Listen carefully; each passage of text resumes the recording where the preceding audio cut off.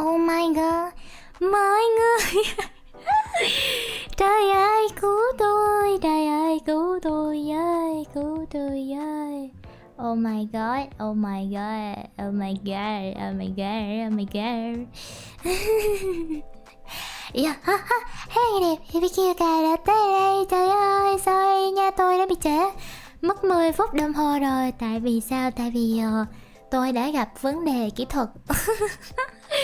Rõ ràng là từ hôm qua đã set up sẵn rồi. Hôm nay mở máy lên, trời ơi, nó màn hình đen, xong rồi nó đơ máy, xong nó lại chuyển sang màn hình đen, xong nó lại đơ máy. Trời ơi, nó làm liên tục.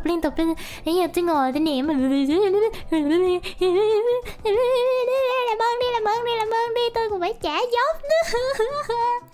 Đúng ngày hôm nay có 2 job cần làm thì máy nó bị xả lơ, trời ơi.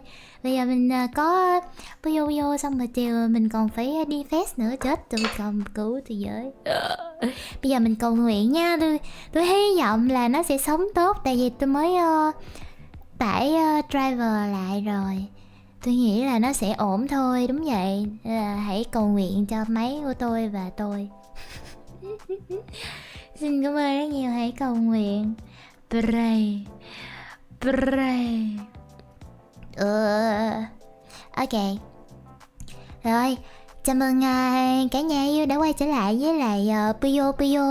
Vâng, ngày hôm nay chúng ta sẽ có một cái giải đấu là khu vực châu Á đó. Thì hôm nay ngoài Yuka ra thì có rất là nhiều con vợ khác cũng đăng ký tham gia, vì tôi đã stalk và biết được. Có rất nhiều người khác cũng tải game vì thấy tôi chơi quá hấp dẫn và họ cũng quyết định là tham gia. Không biết các bạn đã check in chưa? Nếu như giờ mà các bạn còn chưa check in thì các bạn không có phiếu để tham gia rồi đó. Đúng là nổi nha. Trời ơi, căng thẳng luôn, nãy giờ tát hết mồ hôi nữa. Sợ quá. Rồi thì cảm ơn mọi người đã tới đây ngày hôm nay. Đừng quên like, share, subscribe và bấm vào cái phần tin nhắn được ghim trên comment để làm khảo sát giúp tôi nha. Cảm ơn. Khảo sát rất quan trọng, các bạn phải làm khảo sát cho mình, bởi vì phải có khảo sát thì mới được yêu thương. Đúng vậy, mọi người phải làm khảo sát thì tôi mới được yêu thương nha. Tôi căng thẳng quá, giờ tay tôi nó không thể ngừng cầm vào một cái đồ vật gì nữa. Hello, xin chào nha. Hello. Oh my god, so scary bro. So scary bro. Cái gì đây? Cái gì đây? Players call out là cái gì? Đây lấy nó một. Tay chân rồi. Ngón tay tôi là nhanh lắm rồi đó. Người luyện chưa? Người luyện đến đây đi thi chưa? Mấy đứa có đăng ký đi thi chung với anh không đó? Hứa làm sao? Hứa là đăng ký đi thi chung mà không thi chung đi à nha.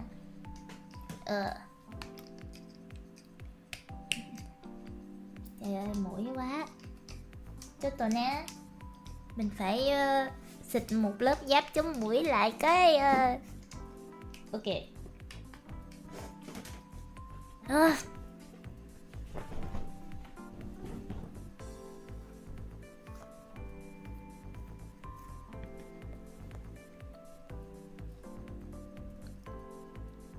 Từ nha.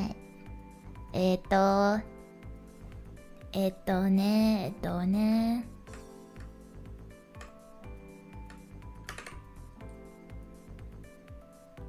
Ôi no. Lộn địa chỉ rồi. Tới lượt tôi thi chưa ta? Tôi cũng không biết nữa. Đêm. Hình như tới tôi hay sao á.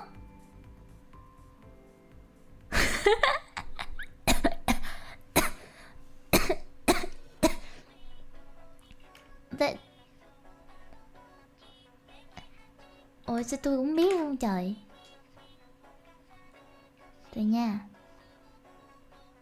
Tôi nè.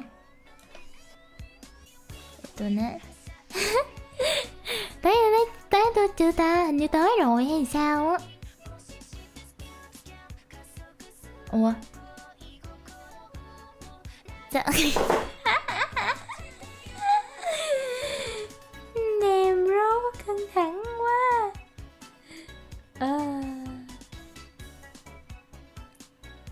Trời ạ. Ủa từ sao? Hình như chưa thì phải. Back to the bracket.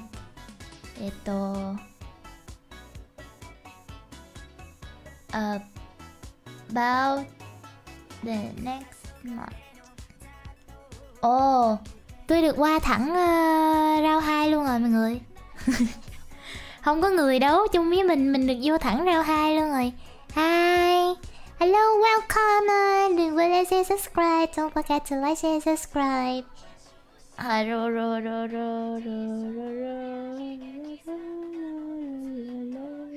Xúc tình thương.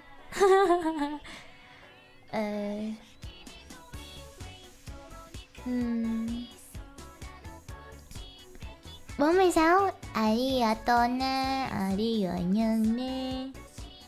Là mình đang chờ ra 1 xong rồi qua round 2 hả ta? Mà round 1 xong chưa? I don't know. Nè. Chắc là chưa. Hả?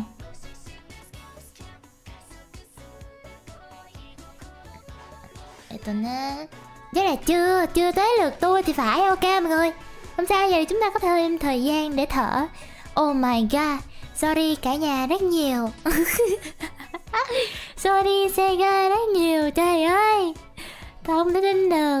Lần đầu tiên trong cuộc đời trải qua cảm giác kinh khủng này. Tới giờ trả dóp rồi mấy con lát lên lát xuống 4 năm bận.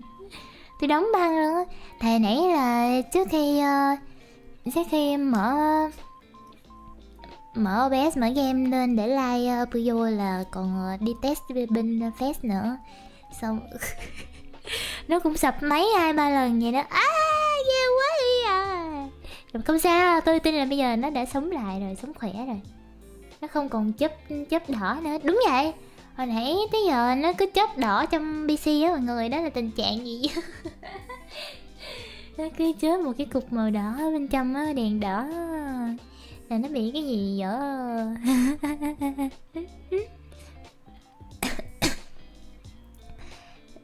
I don't know.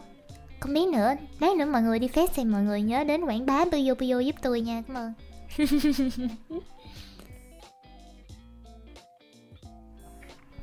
Bị giam tới chiều. Ồ lô. Rồi, chung là bây giờ mình tay mình có nên tập trước không? Cái tiếng gì mà bự chảng vậy trời.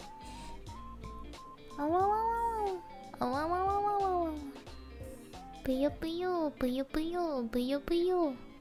Đấm CPU cho nóng máy.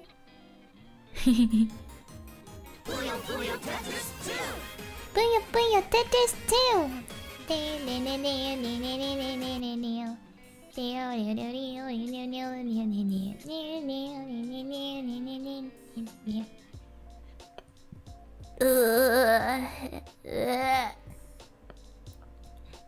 Minasan kowayo, kowayo, kowayo, kowayo, kowayo, kowayo.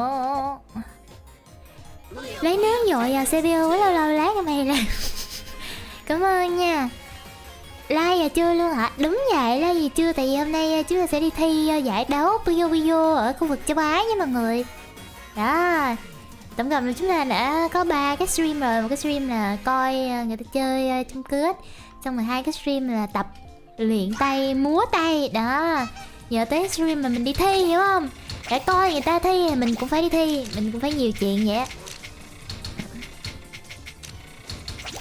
Pipi Lapu là cái gì? Pipi Lapu là cái gì? I don't know. Múa đi.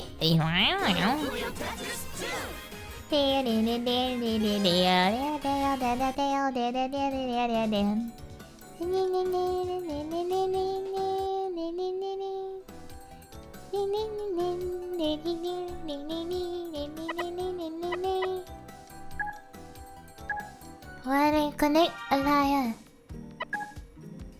Wait.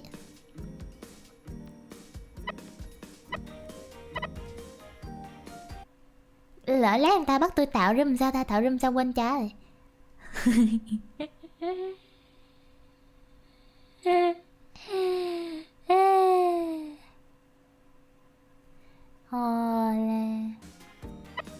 Tôi thấy hơi lạ nha. Ủa tôi bấm lộn chỗ ở đây.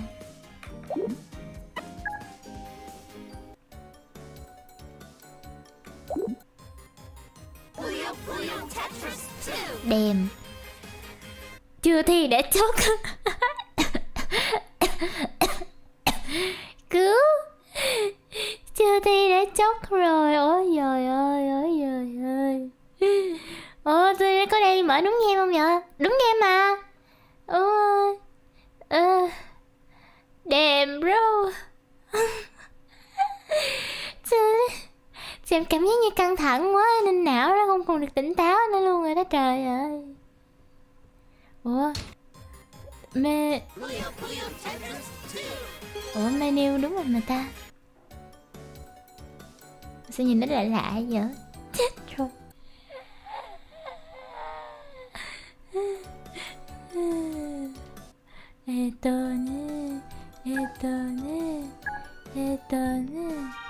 Ủa online free play đúng rồi mà. Đâu phải game champion đâu, tại bình thường đi thi là phải thi Puyo Tetris 2 mà.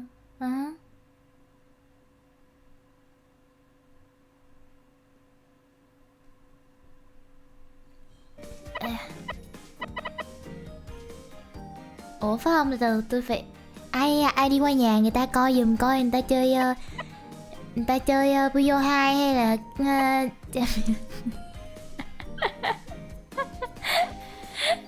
đi coi giùm coi. Ủa sao cái free play của tôi nó kỳ quặc quá vậy? Cái Puyo 2 đâu rồi?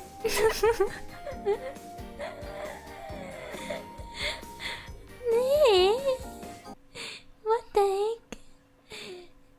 Ôi, ai đi coi giùm coi, đi ngó giùm coi. Hay là phải bấm Puyo? Thì tủ ai qua nhà hàng xóm coi giùm coi giao diện giống không, coi người ta đang chơi gì. Đi qua nhà hàng xóm coi nhanh lên. Trời ơi, đi thi như mọi người vậy. Hoảng quá nè, tự dưng nãy máy bị hư nên giờ bị hoảng á, bị sạt đá rồi đó.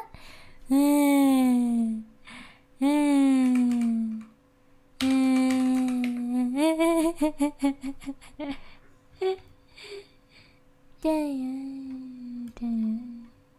Ủa đúng game mà ta. Đúng rồi, chuẩn bị hơi bị kỳ.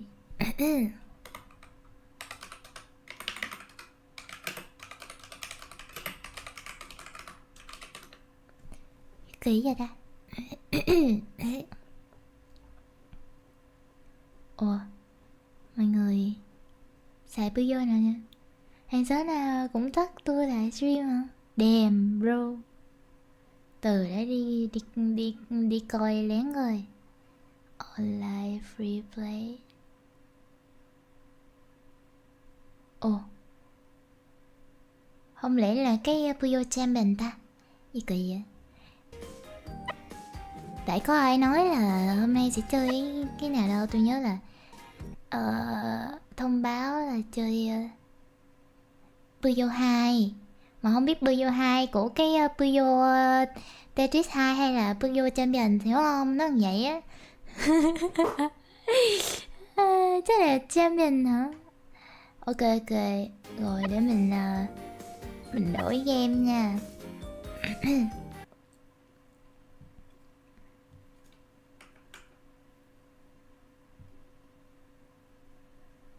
Đang đấu rồi hả? Ồ,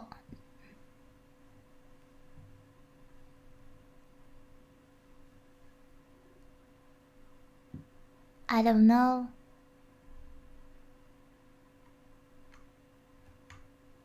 Thế phòng thi không biết thi môn nào.